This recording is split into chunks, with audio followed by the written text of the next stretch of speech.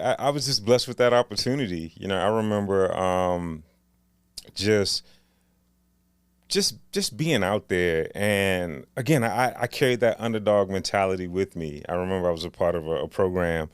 It was a developmental program, and it was for recent grads, out of school, and we had folks from Brown, Harvard, Yeah.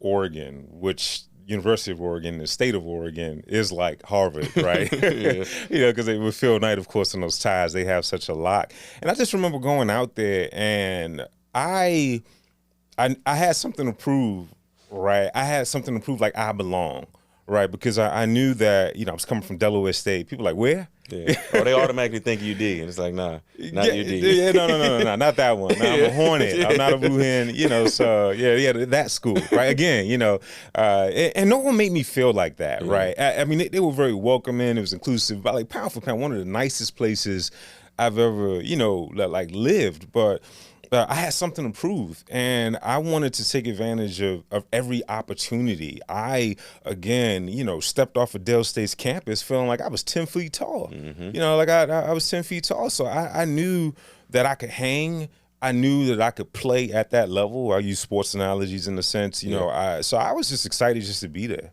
Yeah, for sure. Yeah. Now, I was kind of talking about this before we started. That transition, and I experienced it myself, and especially if you're coming from HBCU, you go from everyone on campus looking like you, then you go into corporate America, and you may got to dig and find other people that look like you. Now, I know when you were there, you were part of the Black Employee Network, which I believe 2008, you got awarded Employee of the Year, right? Yeah. With that network. So going into that corporate space, just dive a little bit. Like you said, you came out with the mindset that you belong here, but I'm sure it was just a transition of, going from Delaware and not even just Nike headquarters, but, Beaverton, Oregon in itself, it's not like DC, it's not like Northeast DC at all. So going into that environment, man, like what was that like? What did that feel like? I know you said you were there and you had the mindset that you want to win, but how did you keep that mental toughness? Because like anyone, when you get into a new space, it could be uncomfortable. For me, I would say, when I went there, I was very cognizant of, my behavior, my interactions with people. I was very guarded. I remember the first couple of days I was wearing a shirt and tie. Yeah. I can't think of the guy's name, but at first it was first day. He was like, "Hey, I know you're the new guy out of school. We don't dress like that. Yeah. You don't have to do that, right?" Then the second day it was like, "Oh, I see you're still in that tie. Really, that's not, kind of how we do things." The third day it was like, "Look, here's a gift card. Go get yourself some sneakers and a sweatshirt or something. Just be relaxed." So I would say that, again, I carried that sort of mentality, like I had something to prove, not in a bad way, like would I had like a chip on my shoulder, but I felt like I was representative of all Dell State graduates, all people from DC, all public. I just carried that weight, and that helped me to want to perform. Nike has these maxims, right? And these maxims, which I still live by. These maxims are now personal and even some professional, values that I hold dear. And one of them is to kind of be a sponge. So I wanted to get out there, and what I realized is that when I really became confident, because again, you had folks from Brown and folks from Harvard, and I wanted to see how I measured up. And then pretty soon, I recognized that I belonged. And not only did I recognize I belonged, I recognized that I had value that I could offer, that they needed my perspective. Nike, look, I'm in Nike. You're in Nike. Right. Most of the folks that they can't see Nike. I see Jordans. I see. So I realized like the power we have as consumers, and I realized like how they go about like identifying with that consumer, and I realized that I brought value to the table as well, because I knew the power and what we represented as consumers, and I knew that they sold so much product. So absolutely, you should have people at the table, people that are part of your organization that reflects your consumer base. Right. And then I was very fortunate, man, to have really good mentors at Nike. I think of Jason Maiden, I think of Gina Warren. These were folks, some just 5-6 years older than me, some 20-30 years older than me, that really embraced me, that supported me, that provided encouragement, that provided correction, when it was necessary. And it just was just a great experience. Yeah, for sure. And you talk about mentoring. It actually made me think about something because I was leading into the next phase of your life. You coming back home to DC, but when you were coming back home to DC, we'll get into that job and new opportunity you had. William Shelton. What does William Shelton, Mr. Shelton?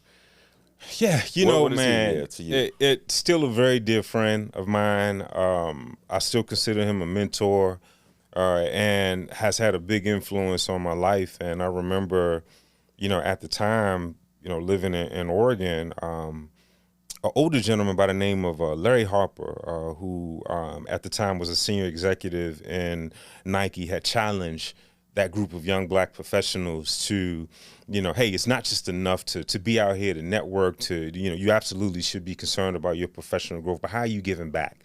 And Gina Warren did so as well. And I remember at the time, from them challenging us, we started what was called like this Nike product creation experience, where we didn't want to do a traditional mentorship program when you have a mentor, mentee, and you go out for dinner, hey, like that. Don't get me wrong, there's value in that. I'm not diminishing that. But we started this program where you could we mimic the product creation experience. And that program is still in existence to this day, nice. 15, from my understanding, I believe 15, 16 years later, I think it's alive in some form of iteration, so some iteration. But, I felt convicted, right? Because again, it was fine. It was a great program in Northeast Portland, but I'm from Northeast DC. Right. So what William Shelton represented was an opportunity for me to serve the community that I grew up in. And, his son, Luke Spencer, someone who I was close with in school to play ball, someone that I, had a relationship with. So of course, with Mr. Shelton being there, he just provided that opportunity. I remember reading in the Post about young men making moves. I think at the time, there was that article with those guys, and I just remember I just felt convicted. I felt like I could be a part of the solution. I was seeing guys that I went to school with, that were being killed, right, from Saratoga, from Brentwood. And I just wanted to, it felt like at the time DC was the center of the universe. Of course, at that time, Barack Obama had been elected. He was preparing to be sworn in. It just seemed like there was so much energy here. I just had to be back in DC. Right. So Mr. Shelton provided that opportunity for me to, transition back from the West Coast to serve in my home community. Yeah, for sure. And that was I remember just that time. And I actually remember when you coming, because we didn't know you were coming back. You just popped up. Yeah. I remember being in grandma's house and like somebody was at the door. We were like, who's at the door this late? And I just remember you coming inside and everyone was so shocked. But during that time of serving the community and, Brentwood being a community that unfortunately still to this day faces a lot of challenges, while you were there, that led to, I would say even for myself, one of the most memorable moments in my life was when you ran for city council.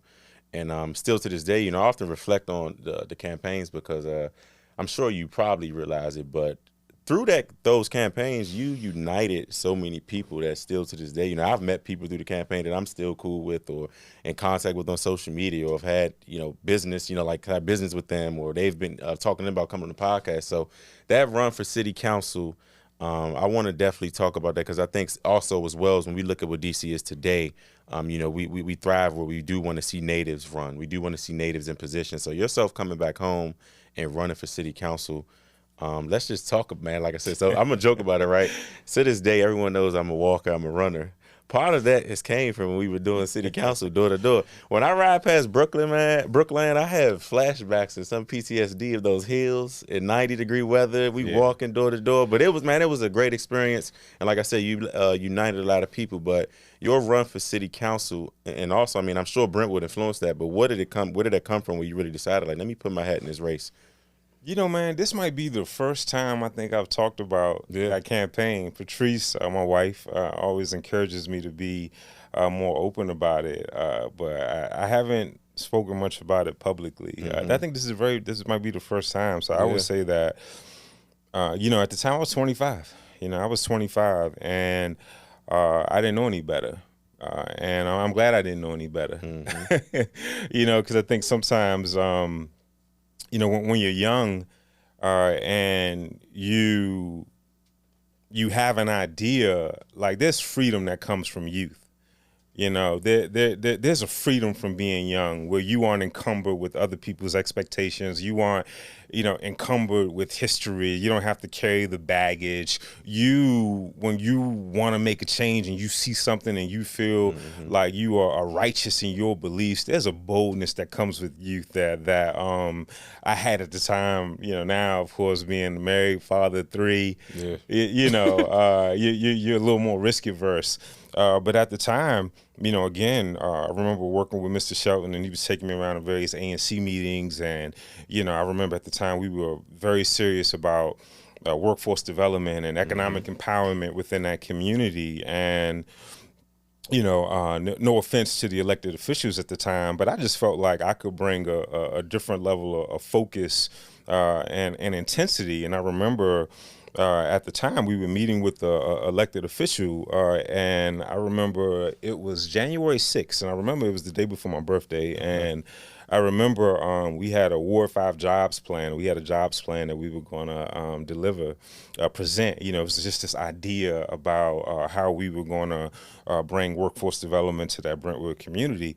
And I remember I was typing it up, and the content looked good, but I wanted a certain layout. So I remember driving up to Delaware, Brandon Maddox. He's going to lay it out. I held Brandon captive. I was like, listen, man, this thing has got to look good because, I'm meeting before this elected official.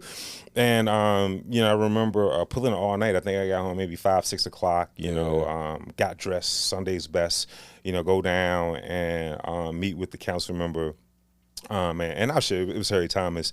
And I just remember at the time when we just felt like, I just felt like the focus was not there. Now, I'm saying that because I'm being transparent here and I'm being honest, but and that's not an indictment. That was one meeting of many. Right. And, I respect him. I consider him a friend now, but I'm just telling you how I felt back then as a 25-year-old. Right. I just felt like the intensity and the focus on the issue was not there. So I said, you know what, man, I'm going to run myself. Right, because clearly, again, man, in my mind, my 25-year-old self, with that, with my wisdom at that time, I had traveled throughout the night. We had this 10-point plan. This plan was going to be the shining example on the hill of how you do this. And I remember at the time, it was like, man, it's just like, I just felt dismissed in that moment. Yeah. And from that feeling of being dismissed in that moment, like, oh, this is cute. But I think we ended up talking about like the playoff game. And I'm like, man, like, nah, man, I can bring a different level of I could bring something different to the table. So that one experience is what really inspired me to run. And then Mr. Shelton was like, yeah, you should do it. So I appreciate him, man. He was encouraging me. So from that moment is when I ran for office. And I say all to say that now. Again, I'm just giving you my truth in that moment, and that doesn't diminish Harry. I got a great deal of respect for him, his mother Romaine, his father, and the example. But I'm telling you how I felt in that moment, and that laid the foundation, and I ran that far. Yeah, for sure, man. And shout out to Harry. Harry's been on the podcast. Great guy, still moving around the community years later. So also going from the city council, now I want to just get into now leadership of government. You've held a lot of different leadership positions. Shout out to Mayor Bowser and the Bowser administration. I know from volunteer affairs, DPR, DGS, DOES, all of them. Yeah, I think he's done everything except for the chief of police and MPD. But going through those different leadership roles, man, I wanted to ask, prior to you getting into government, and I think this is a great question for natives. We all could be very critical of leadership in this city. We all could point the finger. We could do a lot of things, but prior to you getting into government leadership, what was your, and when I say your thought now, how you felt about government, but how did you think government worked? But now being in leadership and being in those meetings and pushing policy and advocating, how has that transition been now, going from watching to now doing? Well, I think I was looking for a platform to serve, right? And, I tried to run for office. That didn't work out. Remember, I ran twice. Yeah. And within a very short span. And, I was president of my civic association, which I did for about 5 years. And, of course, I still was volunteering. And when the opportunity, came to serve in Mayor Bowser's administration, I really was just looking for a home, politically. Having run for office, people kind of view you with a certain level of skepticism. Is this person just looking for a platform so they can run again?